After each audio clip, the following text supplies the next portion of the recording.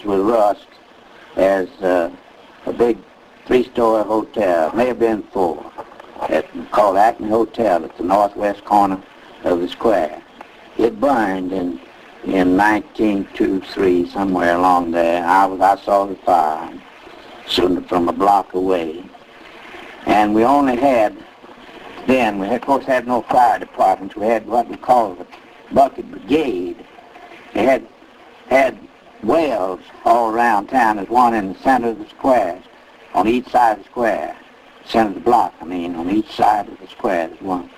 And they would string out water buckets. They'd draw this water out of there and hand these buckets to a man next to them until they got on clear on up there to where the fire was, and it was carried up on the roof, and they threw it on the roof from there. Of course, the Acme Hotel building, there wasn't any place in that, but there was a building across the street. There was Tom Black had a saloon, and I don't remember whether the saloon was out and when this happened or not. If he did, he had a grocery store there. Cole Thompson ran it. And men were on this top of this building to keep that from catching fire. It was awfully hot up there. My daddy, George Vining, was one up there, and I remember very distinctly that he was blistered from this fire. And that night, and he came in. Next door to this old building, well, let me say, Cole Thompson married a David. Bert David was the name, and there was a bunch of those girls too, the David girls. I don't know if I can name them all, but there was Bert and Lula and Addie and Bond, and I don't know whether it seems to me there might have been another one or two. But next to this building, there was a vacant lot, and then there was a bunch of wooden buildings. The first one I believe was Mr. Allen he was agent for the American Railway Express, and he also ran a dray business, transit. He moved people, had a bunch of wagons and teams, and he unloaded feed, flour, and groceries at the depot for the merchants around town. Mr. Allen had three girls, Cora, Josie, and Kate, and four boys, Lon, John, whom we called Panther, and Paul and Jack. Next to this, I believe Gene Hawkins had a little confectionery, maybe not at this time, or maybe a little later than that, but anyway, he had a confectionery there which sold mostly popcorn and peanuts, I believe. I remember he had one of these old machines that popped corn all the time, and roasted peanuts too. Had a wonderful aroma as you passed there. Next to that, Mr. Raper, an Englishman who came came to Rusk before I was born, all right, but I'd heard all this through my mother, and he had his wife. He had her to come by boat over here, and he married her, and they had two girls, three boys, Catherine and Mary. The boys were Arthur, Hardy, and Jesse. Next door to that, Ben Adams had a little business of some kind. He was a printer, but I don't know whether in connection with his paper. He might have had a little printing off. I really don't know.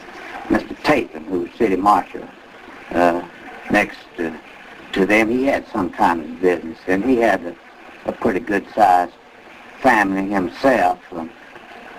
He had only one boy, I believe. Carl was the only one I recall, but there was a number of girls. One of them married Mr. Hiram Newman. I don't know what her given name was, but Dale married A.M. Vining, and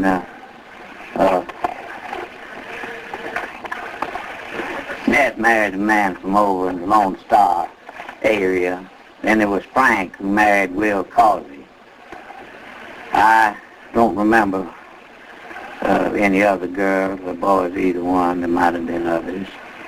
Then we had the old brick building known as the Coleman Ferris building, I believe. It was a 3-story building.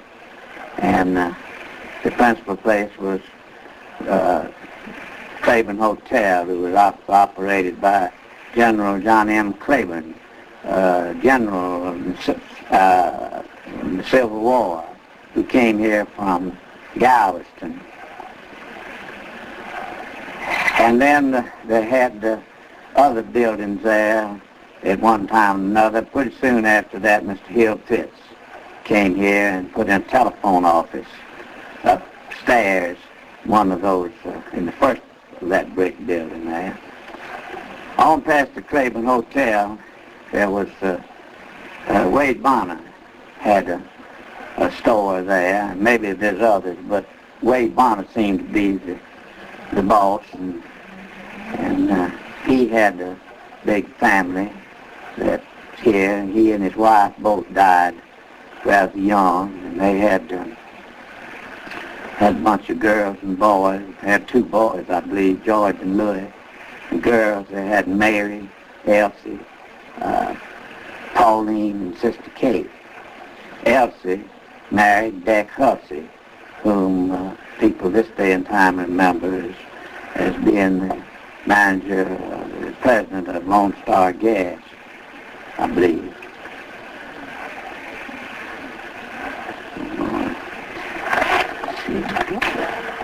Then what was in the corner building, I can't remember. But later on, where Wade Bonner was, Mr. John Gwynn and Sam Manning operated the grocery store. They called it Gwynn and Manning. And across the street from there, where the annex is now, the county jail, John D. Reagan was sheriff. Boris Reagan, his son, was the deputy. They didn't have nepotism laws then. And then later on, Mr. Joe Summers was sheriff. I believe he defeated John D. Reagan for sheriff. I'm not sure about that. Joe Summers was sheriff, and then Knox Norwood. He had Dred Martin, who was his jailer and lived in the jail. Later on, Dred was elected sheriff and still ran the jail. Across the street, directly south of that, was a bunch of brick buildings there owning Mr. J.E., as we knew, Pope Bagley, owned these buildings there, I think. He had right at the corner building, while Mr. Raper had moved from his place on the north side and had a shoe shop back in the back of that, and a fellow named Switzer who was an agent for Singer Sewing Machines, and he had all in there. But next door to that, Mr. Pope Bagley had a store, a general store, that handled everything. He sold lots of wagons and buggies. And he owned property all over this area. And he also had a rather large family with only one boy, Frazier, who died in an army camp in World War I. Then he had these daughters. One, I don't know their given names now. One of them married Mr. Will Wallace, and one married Mr. Everett J., and one married Dan Manning, and Jewel married Frank Copeland, who presently lives here. Next to that, on down, there was, I don't believe there was any more brick buildings out of that. There was right next to it, but I don't remember what was in them. If anything, probably Mr. Bagley used them. But there was an old wooden building. I don't think sheet iron. I think a wooden building that had a blacksmith shop in it. Mr. Bob Bagley ran this blacksmith shop along with J.B. Huff one time, and then Horace Polk.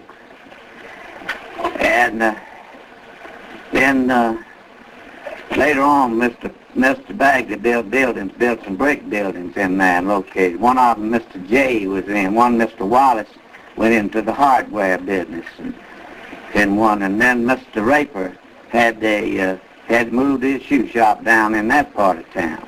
Then there was a vacant lot there that Frank Sherman had as he was a mule and horse and mule trader, and he had a lot there that he ran the stock in all the time.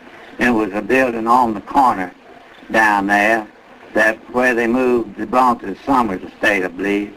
They moved the post office there from the Acme Hotel. I forgot to tell you that the post office was in the Acme Hotel when it burned.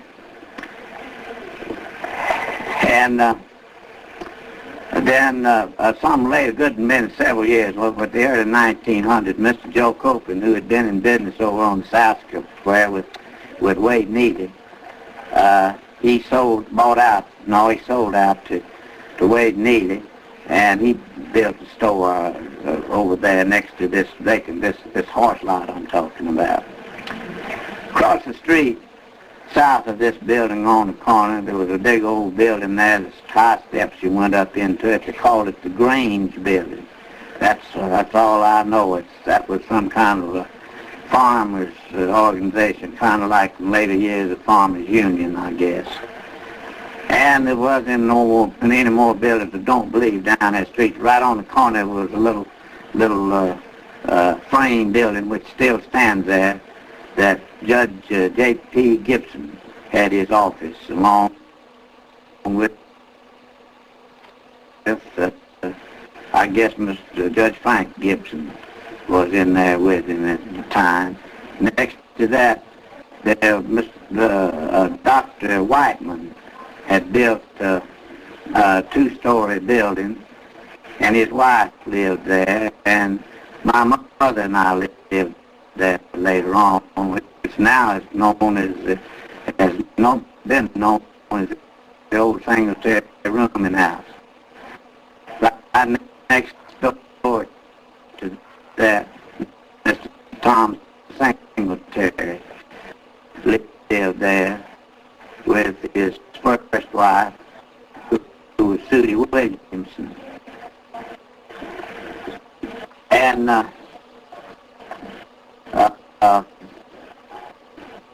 he later bought